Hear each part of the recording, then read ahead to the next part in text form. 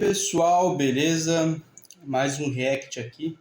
Estou reagindo ao vídeo do Marcelo Andrade, professor Marcelo Andrade. Quem que é esse cara? Bem, ele é professor de história, não sei se ele é formado em história, mas ele dá pitaco sobre história. Eu acredito que ele seja formado, sim. Ele até fala algumas coisas, em certo ponto, interessantes. Pena que muita coisa do que ele fala é só merda e é só besteira. E aqui dentro do vídeo dele, ele tenta fazer uma tática, na verdade, que a gente vai explanar isso nos vídeos, né? Que é meio que tudo que eu não gosto é de esquerda. Tudo que eu acho estatismo de esquerda. Que é um absurdo completo. Mas ele acaba fazendo isso, beleza? Bem, ele quer dizer que nesse vídeo que o Geisel era um cara de esquerda. Mas vamos analisar o vídeo. Provavelmente esse vídeo vai ter 2, 3, 4 partes, quantas for necessárias, para desmascarar esse rapaz aqui. Né? Eu não tenho nada contra ele, na verdade, eu até gostei de alguns vídeos que ele fez contra alguns comunistas, que na minha opinião alguns são muito hipócritas também, né?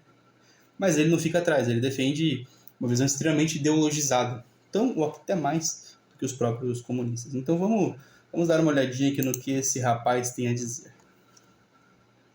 E o áudio aqui vai ficar captado pelo meu celular, né? Enquanto eu estou iniciando nesse processo, então se ficar um pouco ruim o áudio, vocês já sabem o porquê.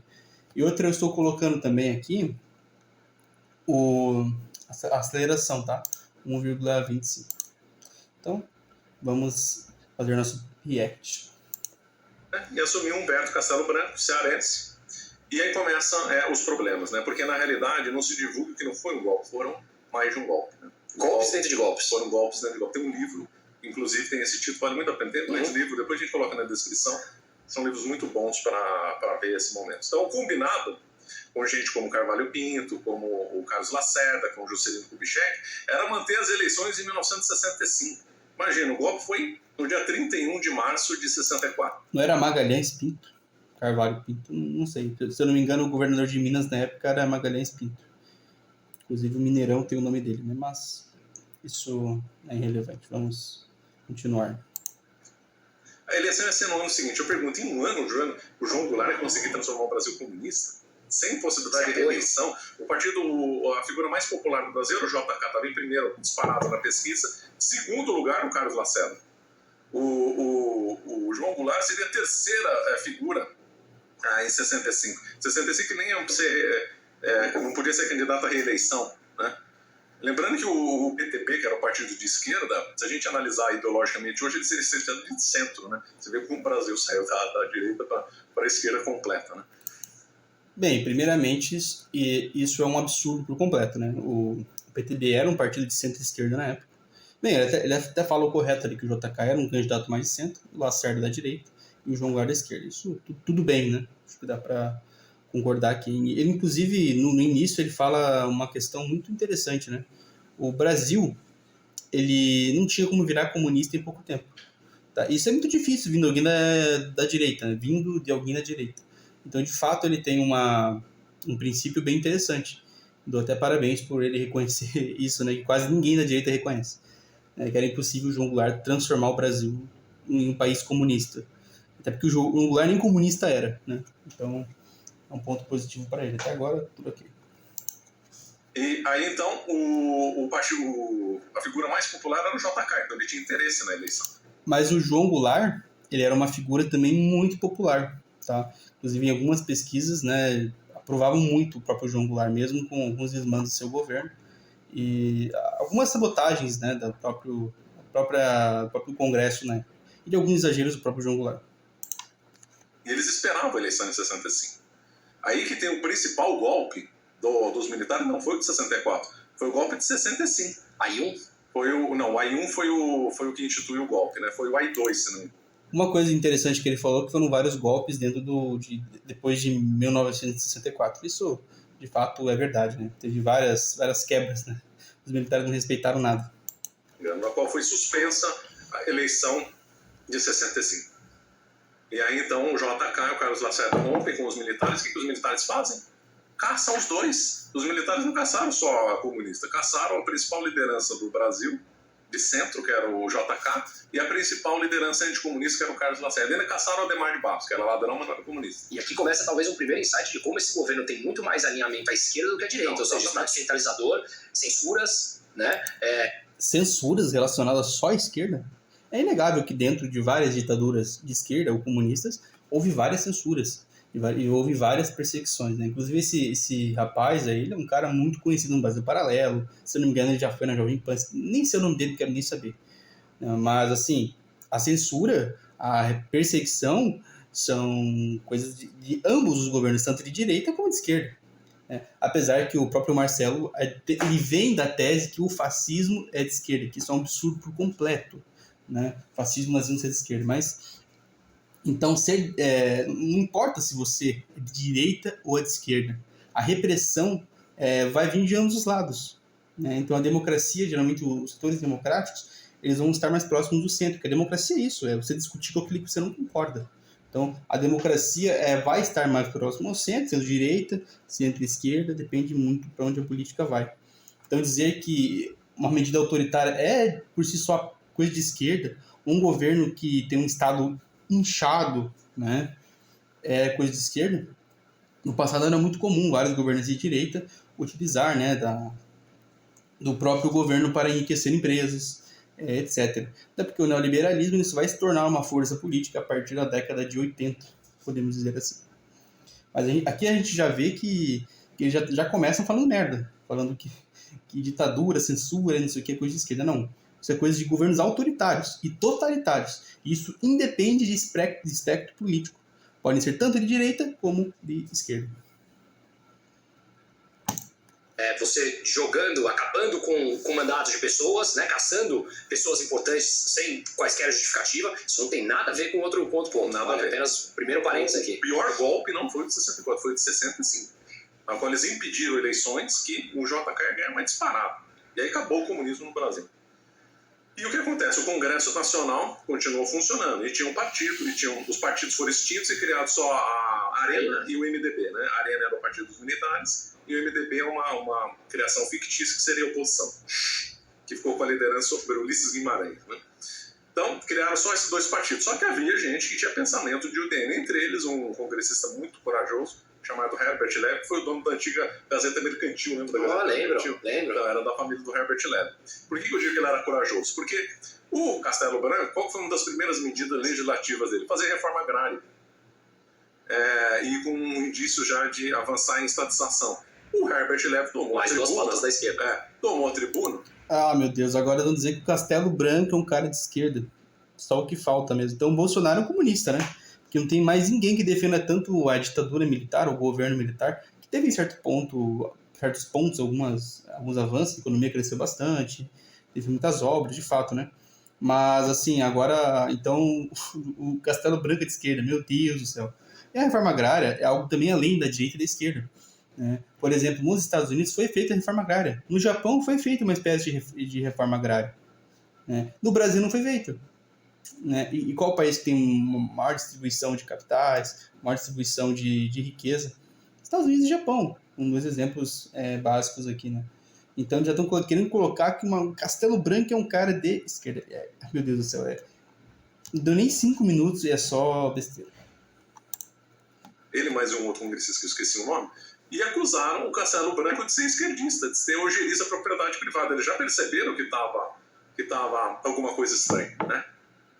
Então, ele já em 65 ou 66, no máximo, eles acusaram o Castelo Branco de estar levando o Brasil para a esquerda. Imagina só. Eles já perceberam isso. No comecinho. Ojeriza a propriedade privada. Reforma agrária. Cassação. Exatamente. Autoritarismo. Centralização. Olha, isso aqui não é direita. Isso aqui é uma coisa que quer ficar muito dentro, quer estatizar o Brasil e deixar isso... Ah, não. O governo Pinochet não foi de esquerda. Um governo autoritário, um governo que matou, que fez repressões.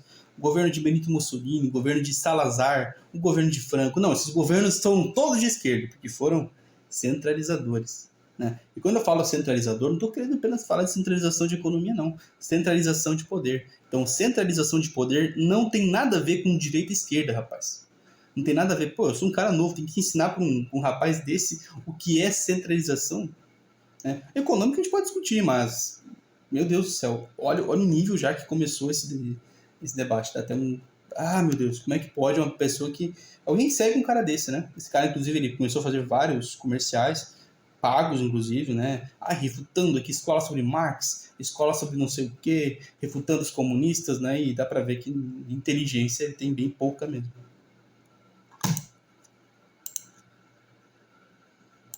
Só que uma espécie de socialismo brasileiro, que é o que eles fizeram. Então, aí... Socialismo brasileiro, meu Deus. Pessoal, comentem o que vocês acham aqui, por favor, tá? Porque eu não sou obrigado a ver isso sozinho. Para começar, começou censura a órgãos de imprensa, inclusive no Estadão. O Estadão nunca foi um jornal de esquerda. Nunca foi. O Estadão foi perseguido pelo Getúlio, depois perseguido pelos militares. Mas... Bem que ele falou uma coisa verdade, né? O Estadão sempre foi... E até hoje é mais de direita. Mas como eu repito falando, pessoal, centralização de poder, centralização política não tem nada a ver com direita e esquerda. Quem prega isso aí que é coisa de esquerda, ou até mesmo falar que é coisa só de direita, não sabe o que está falando. Ou está sendo desonesto, ou está sendo mentiroso, ou está sendo canalha. Ou é muito burro, né? Um dos dois. Ou melhor, um dos três, né? Desonesto, mentiroso ou burro. Mais perseguido no Getúlio do que nos militares. Getúlio foi o pior de todos. Eles falavam a verdade na época, então? Alguns falavam, né? Só que aí a censura lá e tal. Né? Se você fosse contra os militares, mesmo se não sendo comunista, você era perseguido. Ué, o Gilberto Freire foi preso?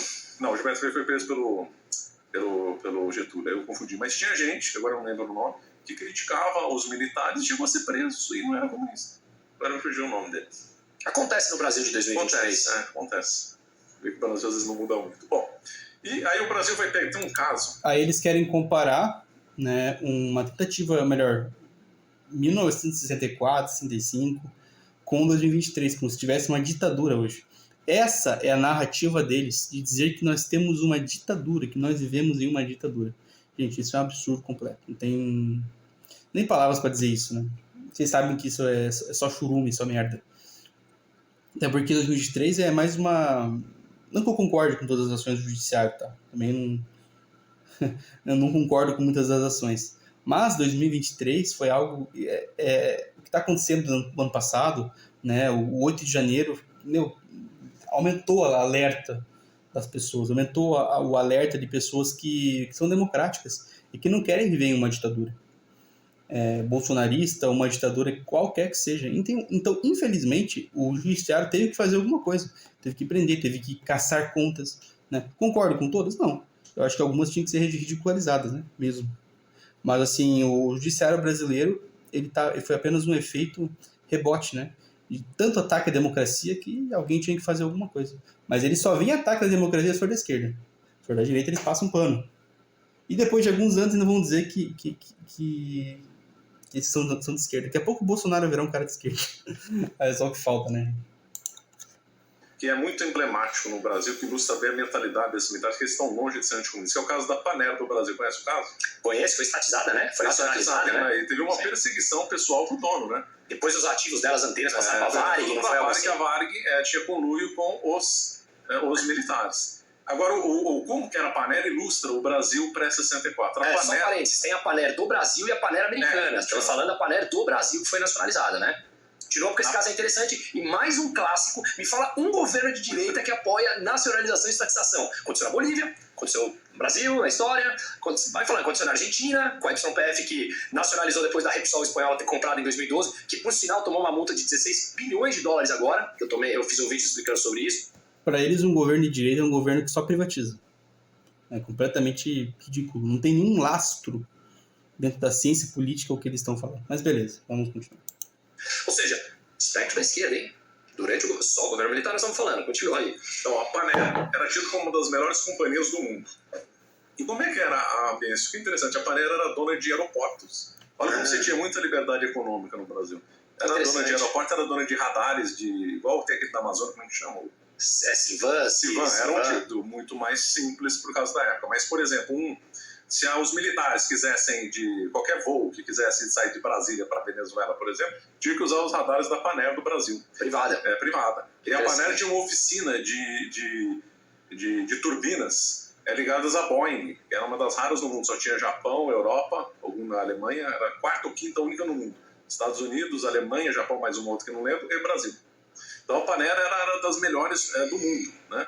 E aí os militares estatizaram a Panera, perseguiram o presidente da Panera, que agora me fugiu o nome dele, e ele teve que se exilar na Europa, teve que fugir, senão ele ia ser preso. Né?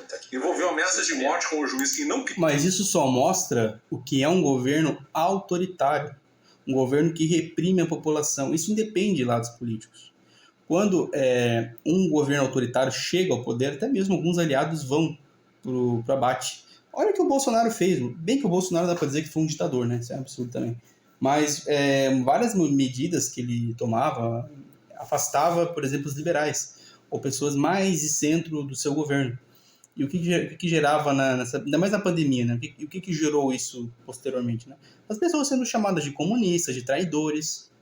Então isso é normal. Governos que são muito radicais, eles não conseguem ver o outro lado e apenas governar para a patota deles. Os militares, eles fizeram muito isso no passado. Esse vídeo vai ficar em torno de 25 minutos, tá? E daí eu faço as outras partes, vamos ver até quantas partes vai isso aqui. Se eu aguentar ver tudo isso.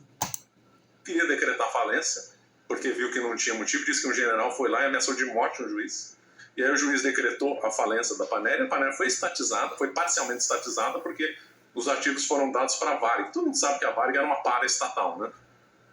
O Rubem Berta, né? Que era depois presidente presidente na época, tinha assim com os militares. Então, muitos ativos da Panera foram estatizados, aeroportos e radares. E aviões foram entregues para a Varig. Por isso que a Varig se tornou uma das melhores companhias do mundo, porque ela tinha herança da Panera. Que altamente recomendo, como a ironia da história, ela recebeu os ativos da Panera e altamente recomenda um documentário produzido pela Brasil Paralelo sobre a história da Varig, que mostra como o PT, no começo dos anos 2000, não fez nada, pelo contrário, ajudou, por conta de brigas políticas, a Varig também à falência. Teve uma outra pequena empresa que os militares quebraram, chamada Democrata, que era produção inicial de carro. De carro? E aí o dono, a história ela é bem pequenininha, mas só ilustra a mentalidade. Perguntaram por que os militares acabaram? Ele falou, por causa do nome, né? Democrata. Você nunca tinha ouvido falar dessa Democrata, nunca? Era em São Paulo ou não? Sabe que eu não lembro muito. Pô, que interessante, não sabia isso. Mas é um caso curioso. Só que o da Panera é escândalo. O da Democrata já é pouco conhecido, é um escândalo. E aí então os militares começaram o processo de estatização. O Castelo Branco sai em 67, assume o Costa e Silva, tido como linha dura, mas totalmente estatizante. Ele criou o Sunabão, né? Sabe o que era o Sunabão? O restaurante que tinha um preço fixo lá? Não, demais. Ele criou duas coisas. Ele criou o supermercado estatal. Onde todo lugar do Brasil tem um supermercado estatal. Maduro e Chaves fizeram isso na Venezuela, hein? Será que eles inspiraram no Costa e Silva? Pode ser. Pode ser, né? O último supermercado estatal durou porque ambos eram ditadores, assim como o Costa e Silva. A única diferença é que o Costa e Silva era um cara de direita, enquanto ambos eram um cara de esquerda. Acho que não tem o que falar, né, pessoal? Foi na Bahia e foi extinto há uns 10 anos atrás. É mesmo? Durou tudo isso? E aí demais. Sinais claros da esquerda. Então, supermercado estatal, e depois ele criou o Sunabão, porque ele criou o Sunab de fiscalização de preço. E aí, gente, eles estão novamente, né? Inclusive eu falei no começo do vídeo que eu ia comentar isso depois. Estão tentando associar todo tipo de ação, né, do governo militar na parte econômica, jogar isso para a esquerda. Gente, isso é no mínimo, como eu falei, é picaretagem ou é ser muito burro para fazer esse tipo de comentário. Mas na minha opinião é picaretagem ou gente mentirosa mesmo, que sabe que é mentira, mas passa isso. Justamente para endossar uma versão política e econômica ultraliberal que nenhum outro país do mundo faz. E fale um país capitalista que não tem empresas estatais, que não tenha diversas centenas de empresas estatais. Todos os países capitalistas têm. Gente, essa tese que só pode ser de direita se o Estado for mínimo, isso não tem nenhum lastro na história. Isso não existe. Essa é uma visão, inclusive, muito infantilizada, né? Da história, da política. Né? Então não é ampla liberdade de preço que tinha no Brasil, tinha Sunab, né? Sunab fiscalizava o preço. Isso aí o pessoal esquece, né? A criação dos militares. Então, por exemplo... O Sarney também se adaptou nisso. Então depois não chegava a ser um tabelamento, mas chegava a ser você não podia extrapolar determinados níveis de preço. Senão você era extrapolar é subjetivo. Então, obviamente, não por exemplo, se eu vendo preço. uma água por R$1 e o fulano, meu vizinho, lá vende por 2, a Sunab podia me multar. Tem muita discrepância. Mais um claro sinal econômico da esquerda. Da esquerda. Então não dá. E mais outro, ele criou o Sunabão. Era um prato, arroz, feijão, bife, farofa, que tinha que ter o preço único em qualquer restaurante do Brasil. Mas o restaurante privado também? Privado era obrigatório ter o Sonabão. É que durou pouco. Tabelamento de preço. Tabelamento de preço. Então podia ser o restaurante mais chique, ao mais popular, ele tinha que ter o Sonabão tabelado pelo governo. Inacreditável. Que política liberal de direita, hein? Muito Meu liberal Deus de do direita. céu. Espero que sinta uma ironia aqui. Os preços... Vale ressaltar novamente que na época esse liberalismo ele praticamente não existia. O neoliberalismo ele só vai começar a se tornar uma corrente política no final da década de 70. Inclusive, vários políticos de direita, como Collor, como o Afif, que foram políticos que depois se candidataram à presidência, eles começam a adotar algumas posturas e alguns discursos neoliberais. Então, nesse momento não existia. O liberalismo era algo completamente ultrapassado. E o papel do Estado na economia naquela época era mais forte. Então, o que esses caras estão cometendo aqui é um grande anacronismo histórico. Então, é um grande anacronismo histórico. Eles não estão nem contextualizando como que era na época, para poder falar hoje. É que nem vamos supor que daqui a um tempo esse neoliberalismo se torne algo relacionado mais de centro. Mas hoje é de direita. Mas se algum tempo esse neoliberalismo for de estado de centro, for de outra vertente política, é difícil, né? Mas pode acontecer. Só que nessa época vai ficar relatado como uma política de direita. 2023, 2020, 2018, etc. Então, o que eles estão cometendo aqui é um anacronismo histórico. E vindo de um cara que é supostamente professor de história, não pode cometer. Ou é mentiroso, ou, bem, já sabe. O preço de combustível tinha que ser iguais a todos os postos de gasolina. Isso aí durou muito tempo no Brasil. Até nos Estados Unidos chegou a ter. Mesmo preço de gasolina em todos os postos. Agora vai dizer que os Estados Unidos é um país de esquerda? Ai, meu Deus. É que eles acham assim, que para você ser de direita, você tem que deixar o mercado tomar conta de tudo. Não importa se certos serviços são essenciais, certos serviços precisam de regulamentação, para eles para eles certas coisas serem estatais, é tudo coisa de esquerda. E que a direita é só a favor do empresário, do liberal, etc. Então vocês veem como eles têm uma mente completamente distorcida do que é direita e esquerda. Nem eles sabem o que significa direita e esquerda. Mas na visão deles, direita é tudo aquilo que é liberal, que é ultraliberal, que é o mais liberal possível. Realmente é uma visão distorcida, uma visão que não condiz com a realidade. Do Brasil, né?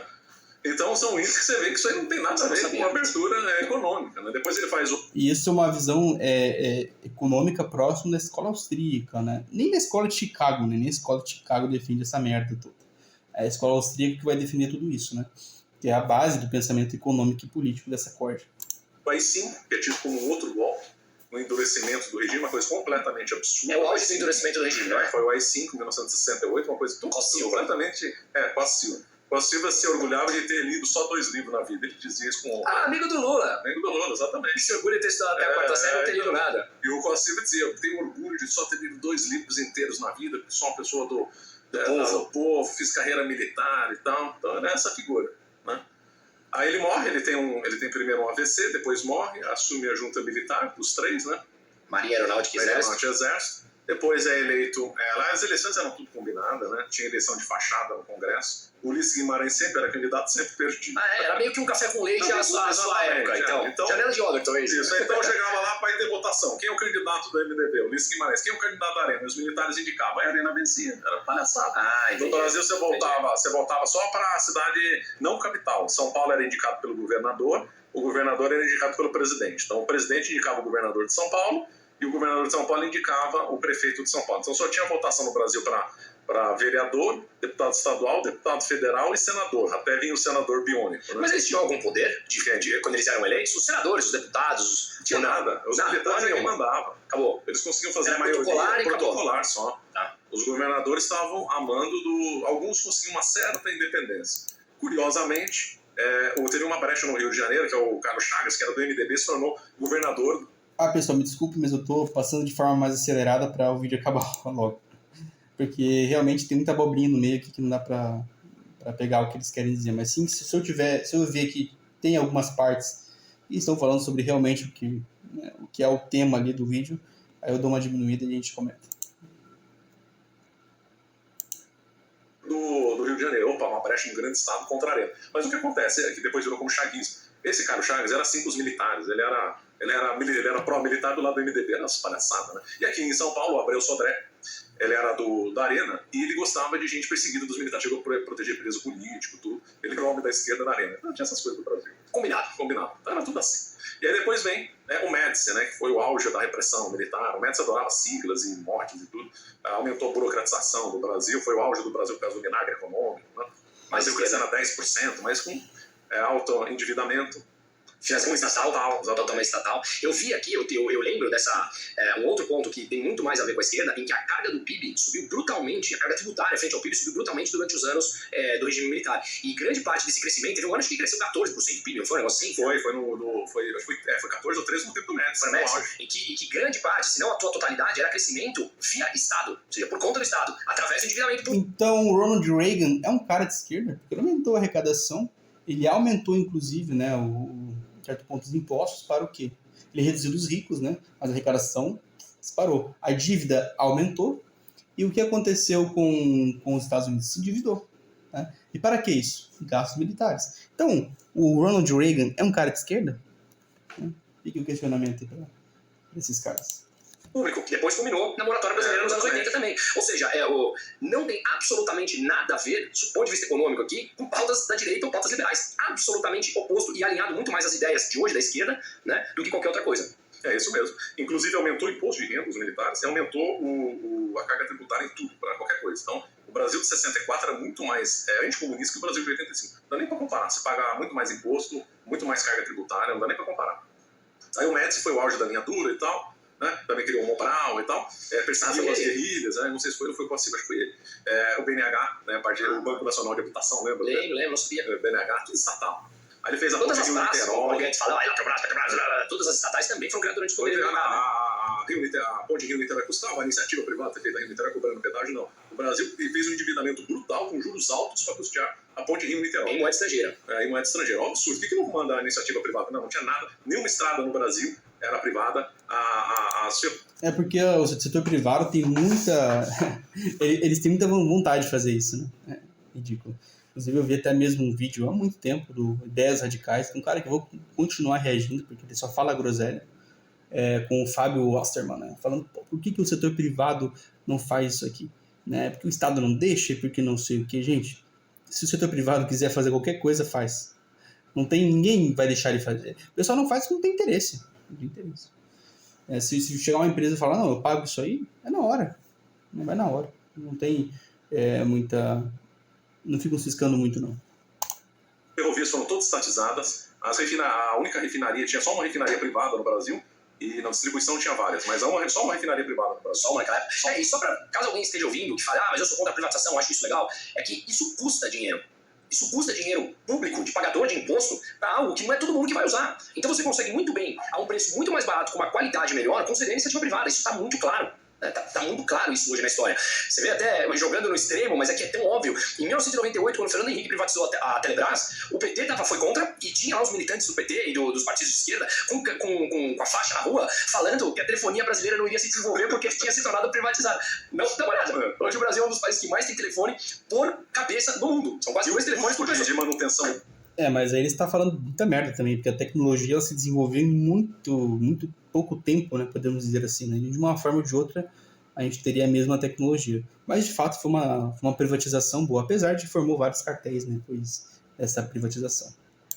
Hoje está muito mais barato do que era. Claro, e a qualidade então é muito melhor, ou seja, e mesmo assim é uma privatização que você tem lá, vai se deparar com um órgão estatal, com a Anatel, com uma série de burocracias. Mas se não tivesse, seria melhor ainda. Pô, a gente tá em Cuba, onde eu carregava meus vídeos, demorava mais ou menos 20 minutos para carregar o vídeo, onde aqui no Brasil carrega em segundos. Aliás, só um parênteses aí, quem que criou essas manias de agência reguladora, uma história recente, foi o presidente americano Franklin Roosevelt, mania de agência reguladora. E o Brasil pegou essa herança até hoje. Que foi o Fernando Henrique, não? É só o maior presidente da história dos Estados Unidos, né? Vocês podem ver que tudo aquilo que funciona eles são contra. A agência reguladora tem como esse papel regular justamente essas atividades econômicas, para que não virem cartéis, para que não virem várias coisas que podem afetar, inclusive, o próprio consumidor. Então, para eles, qualquer agência reguladora é coisa de comunista, coisa de esquerda, coisa de socialista, coisa de social-democracia, não sei o quê. Né? Tudo que eles consideram esquerda, eles colocam um rótulo. É muito impressionante como eles conseguem fazer isso. Até mesmo o Roosevelt foi talvez o melhor presidente da história dos Estados Unidos. não que eu acho que a Anatel seja algo bom, né? Também não estou falando isso. Mas que se não tivesse nenhum tipo de regulação, gente, seria Deus dará, né? E que a agência de regulação ela serve justamente para regular as atividades econômicas. Não pode deixar Deus dará, não existe isso em nenhum lugar do planeta. Mas é uma mentalidade do Roosevelt. Que é uma mentalidade estatizante, né? Totalmente estatizante. Burocrática, centralizadora, estatizante. Estatizante, burocrática. Eles querem dar esse entender como se nunca tivesse direitos, como se nunca tivesse algo privatizador, né? Fossem todos estatizantes. Eles conseguiram colocar junto Fernando Henrique, Roosevelt, Costa e Silva. Gente.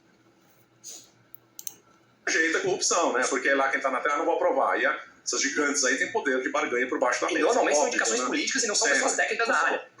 Olha o que era estatal no Brasil. Era Telebrás, né? Tudo era Brás. Petrobras, Telebrás, Vale do Rio Doce, a CSN era estatal, a Cosipa em São Paulo era estatal, Banespa, banco estatal, tudo bancos, tinha os bancos estaduais, estatais, quem é mais novo, não lembro. Banespa era o Banerj. Bom, Banerj.